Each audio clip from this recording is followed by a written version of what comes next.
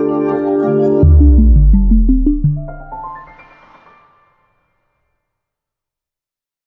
reading this evening is Psalm 93, and it's on page 601 of the Bibles in the chairs in front of you.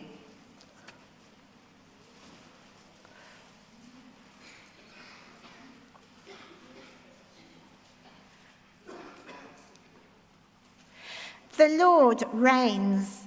He is robed in majesty. The Lord is robed in majesty and armed with strength. Indeed, the world is established, firm and secure. Your throne was established long ago. You are from all eternity. The seas have lifted up, Lord. The seas have lifted up their voice. The seas have lifted up their pounding waves, mightier than the thunder of the great waters, mightier than the breakers of the sea. The Lord on high is mighty. Your statutes, Lord, stand firm. Holiness adorns your house for endless days.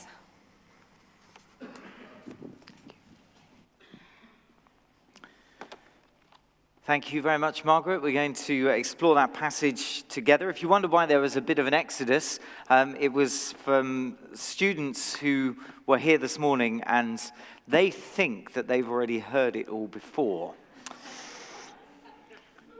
I suppose they have really, but it is going to be just a little bit different. So if you want the whole picture, it's perhaps worth listening to both. But that psalm that Margaret just read to us, Psalm 93, I've read many times, but I read it and kind of really noticed it for the first time back in September, right at the beginning of September, just after my holidays.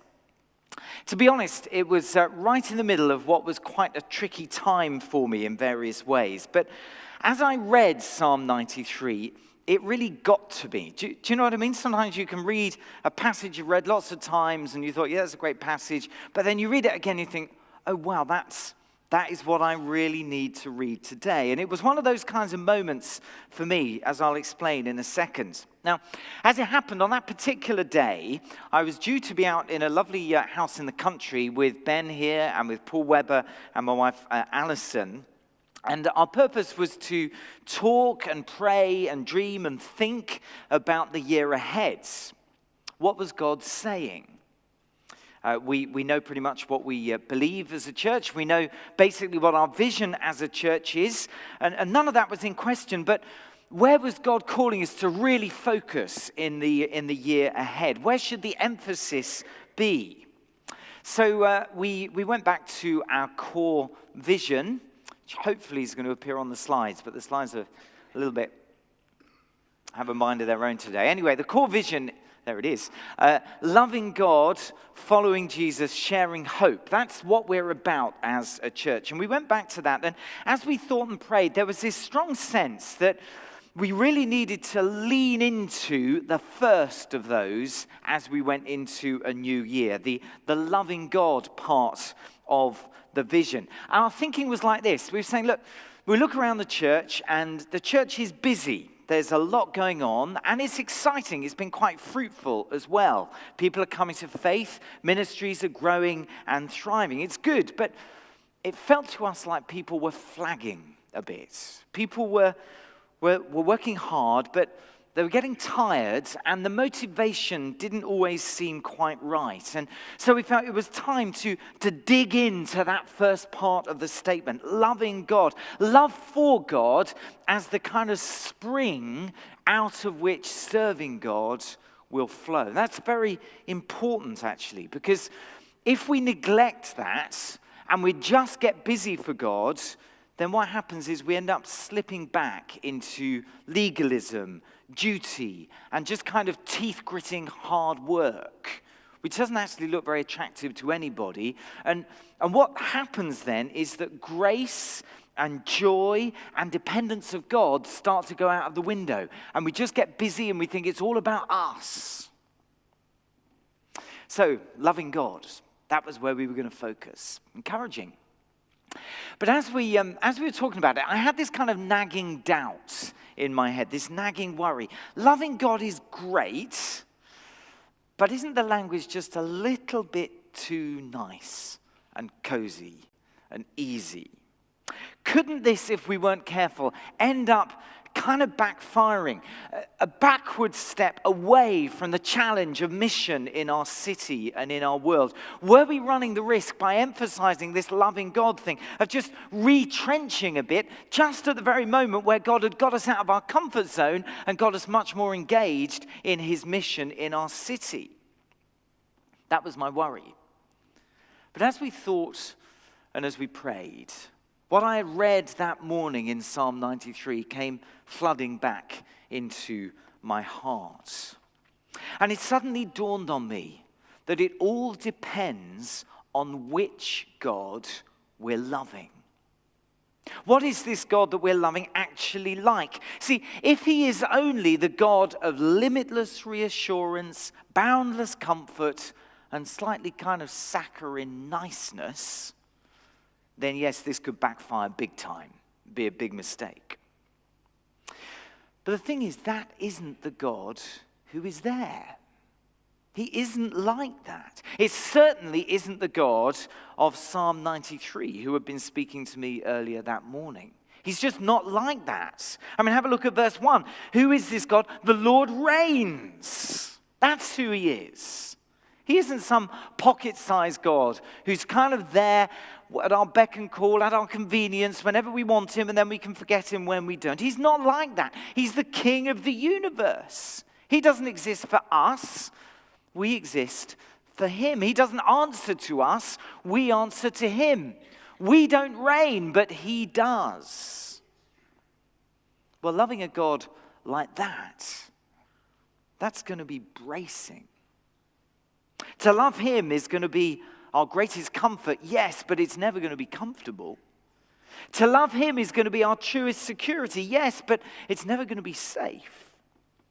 To love him will be our deepest joy, yes, but it may also cost us everything and lead us into pain. To love him is going to define our lives and set them on fire. The Lord reigns. But there was more than that, because this God who reigns is also the God, as I've kind of coined this phrase, of beautiful strength. Now, this is the thing that really got me that morning back in September. I don't know if it works for you, but it was very powerful for me. And let me just try and explain. Psalm 93, verse 1. The Lord reigns. He is robed in majesty. The Lord is robed in majesty, in case you missed it, and armed with strength. And it was that image of the God who is robed in majesty, but is armed with strength, that just rested on my heart on that rather difficult September morning. See, to those of us who want a God of regal majesty, of satisfying beauty, of awe-inspiring holiness, yet we can find him here in the God who is robed in majesty. But we need to face the reality that he is also the warrior God who is armed with strength, who is fearsome, who is ready for the clash and the chaos of battle, who's tough and full of courage and surprising and on the move. He calls us out of that comfort zone. But then, to those of us who want a God who is always calling us to live on the edge, who's active and powerful and untamable and strong, well, yeah, we can find him too in the God who is armed with strength. Literally, actually, it's belted with strength. Don't you like that? He's belted with strength. But we too got to get called out of our comfort zone, because he's also the God of breathtaking holiness, of majestic beauty, of tender love, of great compassion. Yes, he's strong, but he's not just raw power. His strength can overcome the strong, but it will also heal the broken. His strength will smash the proud, but it will also lift the humble. His strength will destroy evil, but it will also liberate the oppressed. It's beautiful strength. Do you see why it got me? Do you see why it got me? Yeah? Okay, a couple of people do, which is slightly encouraging. But it just occurred to me as we were thinking about loving God that morning, if only we could kind of lock in to loving this God of beautiful strength, as the central driving passion of our lives, then frankly, as a church, we would be unstoppable. And it was at that moment that this little teaching series on our vision began to get born in my heart. What does this beautiful strength look like? Are there any models we could think about? Any examples we could consider? Well, here are a few up on the screen. I mentioned these this morning. You might think of Gandhi and his courageous stand against British colonialism for the freedom of his people, though it cost him so much. I think when you see that, you're getting a little glimpse of what we might call beautiful strength, because it's not turned in on itself. It's strength that's being used to bless other people, and yet it's full of courage. And then in the middle of the picture there, you've got William Wilberforce, and you could think of his unrelenting fight to abolish the slave trade. Wilberforce, as he went through that fight, he endured endless slander. He endured defeat after defeat in Parliament. He endured virulent opposition, but he faced it all with a steel spine, enormous strength that refused to give in, because he was determined to break the power of oppression and set the captives free. It was strength, but it wasn't just selfish strength. It was beautiful strength turned out to bless other people as well. And then on the right of the picture there's this guy called Milad, who a number of us met back in 2017 when we were visiting Lebanon. Milad is an ex-Hezbollah fighter who became a Christian, and he lives his life under the constant threat of death, a fatwa against him. But he was relentless in his determination to help the refugees from Syria. Honestly, from the moment we were with him, it was just like being with a guy with a machine gun. It was just boom, boom, boom, boom, boom, boom, boom. We got to get on. He was busy for Jesus, desperate to reach and to help these Syrian refugees. And yet at the same time, I saw this tough guy weeping with the Syrian children who had been refugeed from their home. Tender love, because he felt their suffering so deeply. Beautiful strength. Do you begin to get it? Just a few examples, but look, magnify those up 1,000,000 times, and I think you're beginning to get a picture of this holy, dynamic, beautiful strength of the God who reigns. And then there are the Paraboloni I mentioned this morning, much loved by my friend Gav Calver and his mentor Malcolm Duncan. The Paraboloni were a Christian brotherhood in the ancient Mediterranean world, and the word means to venture or to risk, and venture and risk is exactly what they did. They were the Christians who would get called on to step in when infectious disease was threatening a whole community and somebody needed to help. They were the Christians who somebody would reach out to when there were violent and vicious criminals who needed rehabilitation and nobody else could face going to work with them. They were the Christians who you'd call in to help when there was a colony of lepers who needed to hear the good news of Jesus and no one wanted to go near them, but the Paraboloni did. Extraordinary people. In 252 AD, when the plague swept through the ancient city of Carthage, leaving infected bodies on the streets that needed to be dealt with, the local bishop, Cyprian, called in the Paraboloni to help, and he also challenged all of the Christians of the city to be the Paraboloni there in their own community. And they did.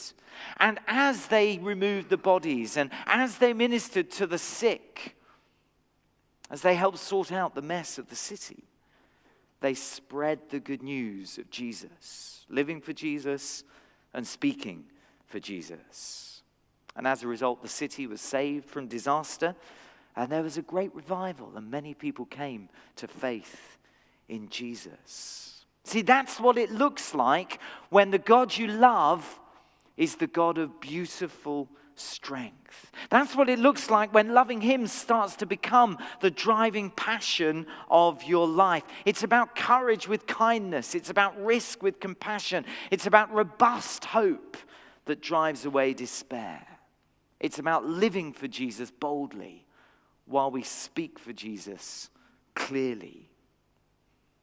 And as I thought of that image of beautiful strength back in September, I began to wonder what kind of church we might be if we began to love this God in this way. How much more distinctive and beautiful would our lives be? How much more willing would we be to stand out from the crowd and be different in the things that we were pursuing? How much more passionate and energetic would our worship be? How much more willing would we be to dare a bit and take some risk? How much more costly would our love and compassion for the needy be? How much more generous would our giving be? How much bigger would our ambition be for Jesus and the gospel if we were really consumed with love for the God of beautiful strength? Well, if our courage needs bolstering a bit, if we're going to live that way, there's plenty more in the passage that does that. Let me just briefly take you through the rest of it. His beautiful strength, and then also his unshakable rule. You know that feeling when you're standing on the top of a mountain and, well, I don't know, maybe you don't if you've never climbed a mountain. If you haven't, then get a life and get up a mountain because it's nice. And when you stand up on top of a mountain and you just feel the solidness of it beneath your feet, and you kind of feel this has been here for like tens of thousands of years, and it's going to be here for tens of thousands of years still. It just doesn't move. It's solid. It's unshakable. And that's what the psalm is reflecting here. The world, second half of verse 1, the world is established, firm and secure. But why? Well, because verse 2, your throne, God, was established long ago. You are from all eternity. In other words, this apparent unshakableness of creation is a product of something outside of creation. It's a result of the eternal, unshakable reign of God. That's what gives creation its order.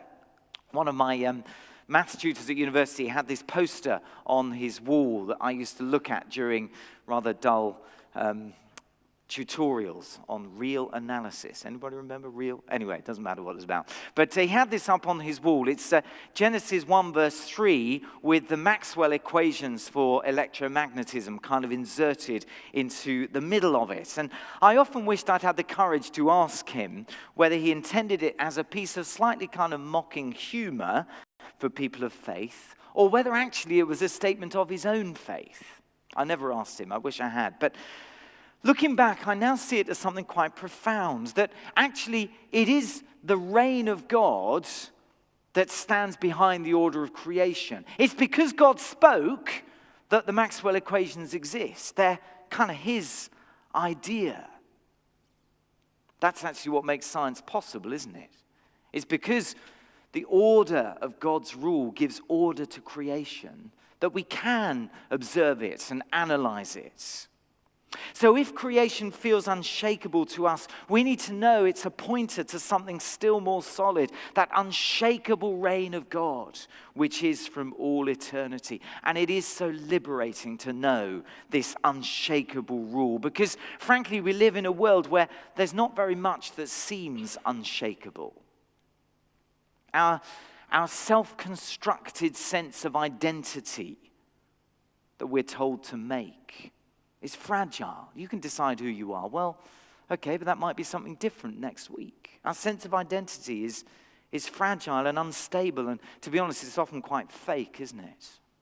Our sense of moral purpose is quite arbitrary and is not based on very much. How do we know what's right and what's wrong? Our jobs are often not very secure if we have them. Our debts leave us vulnerable. Our politics is in crisis. Our world feels unstable. Is there somewhere where we can drop anchor and know that the anchor is going to hold? Well, yes, there is. You can drop anchor in the God who reigns and whose rule is unshakable. And I want to say to you that to love him as your true security, that is the best way to live in 2018. And when you begin to make the unshakable rule of God the first security of your life, it actually begins to give you the courage to live a little bit more boldly for Jesus, because you know you can depend on him. And then verses 3 and 4, you've got his unshakable power. Verse 3, the seas have lifted up, Lord. The seas have lifted up their voice. The seas have lifted up their pounding waves. Mightier than the thunder of the great waves, mightier than the breakers of the sea. The Lord on high is mighty. I don't know about you, but actually I love standing by the sea and seeing crashing, pounding waves. It's great, isn't it? It's brilliant. And some of you are kind of surfers and seafarers, and you perhaps think, bring it on. That's exactly what I like. But that isn't how this psalm is intended, because the Hebrews were not into the sea. They didn't like it. For them, the sea represented chaos and hostility and trouble. And so this reference here, the sea, lifting up their voices, it's not meant to be a reference to inspire you and make you think, oh yeah, how lovely that the waves are big today. No, it's meant to make you think, wow, this is trouble. Wow, this is big trouble. Goodness, this is overwhelming trouble. I think I might die. That's the feeling of verse 3. But then the great news of verse 4. Yes, the seas have lifted up their mighty voices, but mightier than the thunder of the great waters, mightier than the breakers on sea. The Lord on high is mighty. Yeah, there might be hostility. Yeah, there might be opposition. Yeah, your life might feel like there's a big mess going on. But God is much greater. God is mighty. God is the God of unbeatable power. And to learn to love him as the God of unbeatable power is to learn that we can take risk. We can face opposition, and we can still trust, because God's power is greater. But to bring it all a little bit closer to home for us, all of this that we've seen in the psalm here, his beautiful strength, his unshakable rule, his unbeatable power, all of it is seen in Jesus Christ, in whom God's reign has taken human flesh in concrete history. The Son of God who came and walked on our streets. His strength was breathtaking, wasn't it? Think about it. That with a word he could calm a storm. That with a word he could rebuke the demons and they would go. Awesome strength, but beautiful strength. Strength that crushed nobody, but that rather lifted the humble and healed the sick and welcomed the outcast. Jesus reveals the God of beautiful strength like no other. But Jesus faced hostility, great pounding waves of hostility that seemed to get to fever pitch as he went to the cross and hung in appalling agony on it. It looked like the waves were going to overwhelm him. But God had a plan. And Jesus was at the heart of that plan, because he wasn't suffering there for anything that he had done wrong. He was suffering for what we have done wrong. He was taking the punishment that we deserved so that we could go free and be forgiven, be freed up to live the life that God made us for in relationship with himself. And this death that overwhelmed him, well, it didn't overwhelm him. It couldn't hold him. And in his unbeatable power, he rose from death and broke open the way into everlasting life for all of us who put our faith in him. Beautiful strength, unbeatable power in Jesus. And so 2,000 years on, his unshakable kingdom is still advancing across the nations as every day tens of thousands of people turn and put their trust in him. Now, if it is in Jesus that the God who reigns, the God of beautiful strength, of unbreakable rule, of unbeatable power is brilliantly revealed, then to be a Christian church is to reflect that beautiful strength in the way that we are. Because that's what Jesus is like. So what might our church be like? If the central passion of our lives was loving this reigning God of beautiful strength revealed in Jesus Christ. Well, verse 5 gives us at least a starter. Your statutes, Lord, stand firm. Holiness adorns your house for endless days. What it means is that we will trust his word because his statutes stand firm. What he says you can rely on, you can stake your life on. But also it means that we're going to reflect his beauty. Holiness adorns your house for endless days. Or to put it a bit more sharply, it means obeying courageously because we can depend on God's word. It's strong. And it means living beautifully because God is a God of beautiful strength. It might mean being the Paraboloni of Southampton as we live boldly for Jesus here and speak clearly for Jesus here because we are passionate for the glory of Jesus in our city. I think it would mean groups of friends in the church who weren't happy just to be cozy Christian friends together, but were conspiring together to include and welcome friends who aren't yet Christians into the community in order to win them for Jesus. It would mean that no one walked into church on a Sunday and left without anybody talking to them, because all of us would be passionate and courageous in welcoming people. It's a very small step outside of your comfort zone, really, isn't it? To just go up to somebody that you've never met before and say, "Hi, not sure I know you. How long have you been around here?" And just make sure they feel at home. It's not big, is it? And if we're loving the God of beautiful strength, surely all of us can have the courage to do that, can't we? That's 3. That's great. Brilliant. It would mean that. But it would mean more. It would mean we were a place where people had the courage to face the turmoil of their inner world, the influence of their past, and where there are others who were ready to come alongside to pray them through on a journey towards healing and restoration. That's a courageous thing to do, but it's an example of beautiful strength. It would mean that we were a church where our young people are supported to make ways for Jesus in their schools and colleges, as some of them are doing. I think it would mean groups of people feeling unhappy with the fact that there are parts of our city where there are almost no Christians and really no live churches, and starting to think bold thoughts about how maybe a few people could move into that area and start making a difference for Jesus there. Maybe even one day planting a church there. It would mean others of us leaving the security of Southampton altogether to go and do the same thing in another part of the world, to reach different people for Jesus. At the very least, it would mean the whole church family deciding to commit seriously to prayer and fasting this week because you love God and are passionate for his glory, and you long to see him move in this city, and you know that he moves in response to the prayers of his people. He works where we ask him to, which is why prayer matters. It's not just a little optional extra for the super keen. It's how the church lives and grows. Do you want to be part of a church like that? Great.